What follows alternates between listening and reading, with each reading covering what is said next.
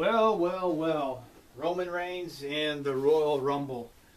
What's left to be said, really? Look, I'm going to try to keep it short and sweet. This will be my first YouTube rant on wrestling. I talked about, I had a podcast. I called it Quiet Riot Podcast. In the past, I talked about other more serious topics. Been a long-time wrestling fan. Been watching for 23 years. And I really feel like I need to chime in on this Roman Reigns Royal Rumble controversy because, frankly, I think it's a lot of much ado about nothing. So, yeah, I just got done watching the Super Bowl a while back. Great game. Two evenly matched teams. Entertaining game. Fucking bullshit ending. I don't understand what was with that play call by Seattle. Made no sense. You had a 2nd and goal from the 2 with 30 seconds left. All they had to do was run the damn ball in. You know, I think they had some timeouts left. You got a big beast like Marshawn Lynch. Why wouldn't you just hand him the damn rock? You've got a quarterback like Russell Wilson who can scramble and run. You could do a quarterback sneak if you needed to. So, you know, I know it sounds like conspiracy or something, but the first thought that popped in my head is it looks like they threw the damn game. I just don't understand why you would throw the ball from the 2-yard line. There's absolutely no rhyme or reason to do so. But having said that, you know, the Patriots, say what you will about them, all the crap with the Deflategate and everything else. But clearly, the Pats, they know their shit. You know, Belichick and Brady, whether you love them, whether you hate them, they've won, 3 or 4 championships now. So they know what they're doing. They know how to win football games. Congratulations to them. Nice try by the Seahawks, but I don't know what the hell they're doing, choking it away at the end there. Now, on to the Royal Rumble. You know, there's been so much controversy and bullshit over this past week. Really felt like I needed to speak on this, especially what happened a couple of days ago. I got blocked. I got thrown out of a wrestling group I'd been in for quite some time. I was friends with most of the guys there, the admins, everybody. And, yeah, I made a comment about vanilla midgets and Smarks with their angry, you know, vanilla midget manifestos. And, you know, that was a term coined by Kevin Nash, who's making fun of smaller guys like Benoit, Malenko. I even think he bashed CM Punk and Daniel Bryan a couple years ago or something. First of all, where I'm coming with and saying that, I mean, I'm a fan of the smaller guys who are great technical wrestlers. So, if you were to ask me a year and a half ago, like, who's your favorite wrestlers, I probably would have told you CM Punk, Daniel Bryan. Those would be the 2 guys. But, you know, and a year ago, I was on your side with the whole Daniel Bryan thing and saying that he'd been held down. And obviously, the 2014 Royal Rumble was a fucking abortion. Why did they bring back a part-timer like Bautista, who'd been gone for 4 years and not done shit? And they wanted to capitalize on the fact he was going to be in a Marvel film. You know, they thought that would pop ratings and that this guy was going to come back and he was going to be a big star like he was before. Well, it turns out he comes back and nobody really gives a shit about him. Right? Kind of unfortunate for Dave. And I really think he was kind of a victim of circumstance there.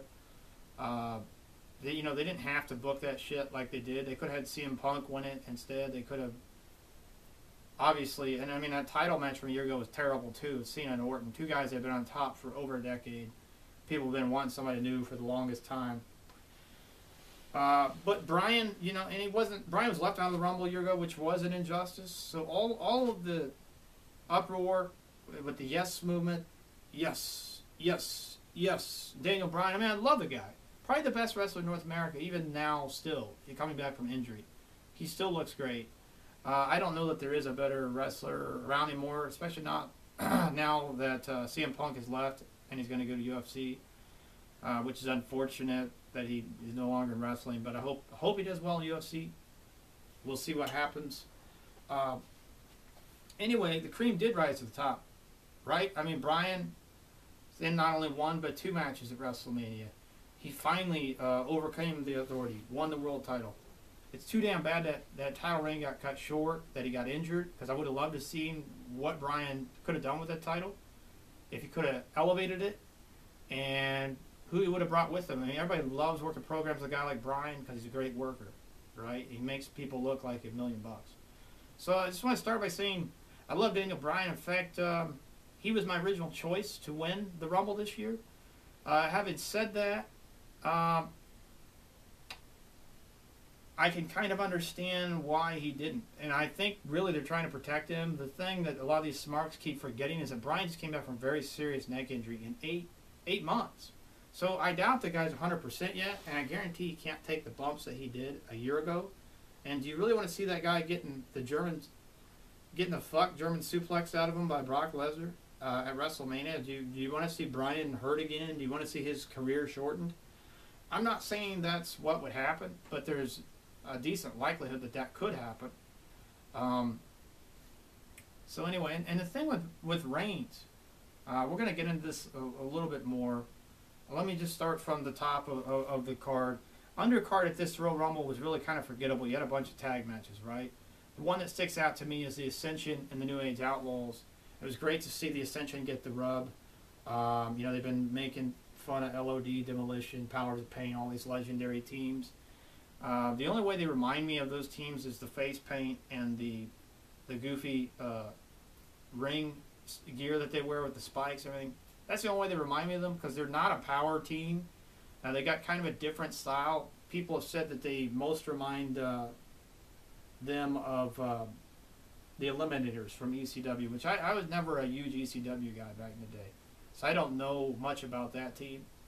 But that's what a lot of these great wrestling minds, who they keep comparing them to. But anyway, I was glad to see Ascension get the win. They know how to cut a promo, and I think they've got a lot of potential. And that tag team division needs a lot of help. Ever since they broke up those other teams, like the Real Americans and the Shield and the Primetime Players, they needed to build that. The Usos are great, but they need somebody to feud against, somebody to go against long term. So maybe the Ascension, maybe they'll be able to build them up. Moving on to the world title match, Triple Threat. Look, it was a great match. It really definitely hit a home run with that one. The Beast Brock Lesnar looked great. The future Seth Rollins, man, he really carried that match. And that's saying something, because he's the youngest, most inexperienced dude in that match. Even though he'd been on top of the indies, he's had a really good career up till now. I really think he shined in that Triple Threat. And damn, that triangle moonsault, whatever he did, was just off the hook. Lesnar took a beating, you know, kept on ticking, ended up coming back to win the match. Looked like a beast. I think WWE's finally getting their money's worth out of Brock, and I'm glad to see him on TV more. On to the Royal Rumble match itself. Look, I mean, first of all, I love the surprises with Bubba Ray. Diamond Dallas Page is 58 years old. He looks fucking great for that age. DDP Yoga is doing a lot for him. Boogeyman was a cool surprise. My only complaint with Daniel Bryan is that he wasn't in it longer. I don't understand. I mean, he could have been booked stronger. Didn't really understand that, other than to say maybe they were trying to protect him. Maybe there was some politics there. I'm not sure. But as we move on, you know, a lot of these smarks complaining about Dolph Ziggler and Ambrose being ill-treated. Well, these guys are making six figures to do what they do. And I mean, they got thrown out by fucking Big Show and Kane, which, say what you want to about those guys, but they're pros, consummate pros. They've been in this business for 20-something years. You know, they know what the hell they're doing. They've both been on top, or working, near the main event, upper mid card for a long damn time. They're doing what big guys do, and that's kicking ass. And really, if Ziggy fought a guy like Big Show in real life in a shoot-style fight, do you really think it would have turned out any differently? So I don't really have a big problem with the way they booked that. And Ziggy has finally gotten pushed. My only complaint with him is that I think he should still be Intercontinental Champion. Nothing against Wade Barrett, but they need to give that title more prestige, like the days when Mr. Perfect and Bret Hart, Honky Tonk Man, Macho Man carried it. Look at New Japan, what they're doing with Nakamura is their Intercontinental Champion. He's great. They're pushing that title as a prestigious title. That's what WWE ought to be doing. They need to get back to the roots with that, because more people are going to tune in, more people are going to buy their shows, and more people are going to... There's going to be more asses and seats at the events, too, if they push that Intercontinental title. So, you know, and Ziggler, he did help. At least I thought they were going in the right direction with him trying to elevate that title, but then they took it off of him again. So I don't understand that. But with Reigns, look, I mean, I think Reigns looked fine. Was he overly impressive? No. He probably should have had a few more eliminations. I think they said he had 6 eliminations. I didn't even think he had that many. So I guess there was a couple that were rather forgettable. But having The Rock running at the end was cool. I thought, obviously, they were trying to have The Rock help get Reigns over. I don't understand this Philly crowd, why they're booing the fuck out of Roman. I mean, Roman has that great physique that they love in big guys, that Vince and WWF has always liked. And I mean, going back to Bruno Sammartino, Hulk Hogan, all these guys from the past, even Brock Lesnar. I mean, Reigns is a big dude who's got a lot of natural charisma. And the ladies love Reigns. Also, Reigns has a pretty decent moveset. He's maybe not the most polished wrestler. He's still a bit green, but he's going to get there. And Reigns has everything he needs to succeed. He's got that great family lineage. Fucking Yokozuna, Rikishi, the Wild Samoans, The Rock, Umaga, the Usos. These are this guy's family. His dad is one of the Wild Samoans who's in the Hall of Fame. You know, his cousin is The Rock, for God's sake. Yokozuna was another, you know, big star in the business. And Reigns, really, he's got wrestling in his blood. And if anyone's seen the face-to-face showdown he had with Brock and Paul Heyman last week, it was cool. You know, if you haven't seen it, you need to check it out. Everybody says Reigns can't talk. Well, Heyman may have set him up great, talking about how he knew his entire family and he helped promote them when he got into the business as a photographer, how he helped promote the Wild Samoans and Yokozuna. He did a great job setting Reigns up, but Reigns said his piece. Man, he did his thing. I really think he's going to be fine. I think people are being overly critical of him. Reigns and Lesnar is going to sell. It's marketable, and I know this. I've been a fan for 23 years. I know what sells.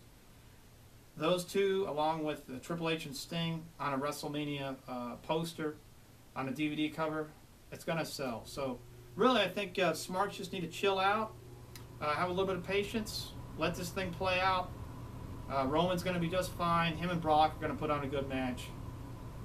Just wait and see.